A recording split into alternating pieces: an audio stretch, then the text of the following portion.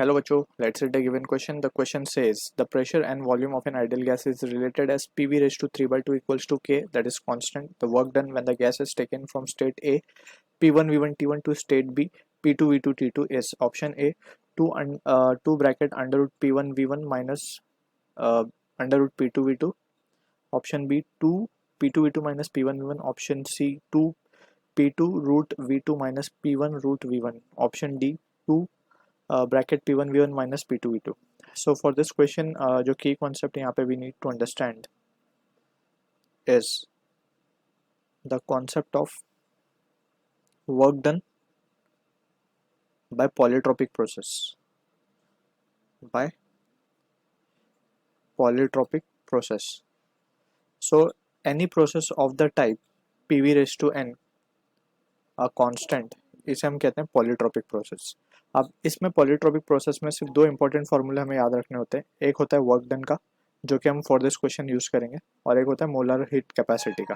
तो according to the work done का formula, so what we can write is, जो adiabatic के लिए फार्मूला हम लिखते हैं, जस्ट वहाँ पे एडियाबेटिक इंडेक्स को हम एन से रिप्लेस कर देंगे. So work done comes out to be p final v final minus p initial v initial divided by, यहाँ पे हम लिखेंगे n minus of sorry 1 minus of n. ठीक है, इस तरीके से ये फॉर्मूला आएगा हमारे पास.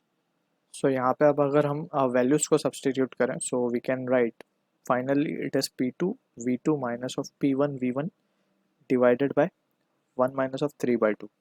अब यहाँ पे एक चीज़ हमें समझनी होगी, दो तरीके के कन्वेंशन जो है वर्क डन के, basically work done by the gas is positive and work done on the gas is negative. तो अगर हम इसको सॉल्व कर ले फर्दर, तो ये रिजल्ट आएगा हमारे पास minus of 2 P2 V2 minus of P1 V1.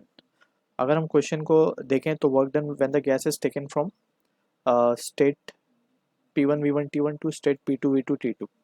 ठीक है, तो this is basically work done by the gas पूछा जा रहा है, तो work done by the gas has to be positive.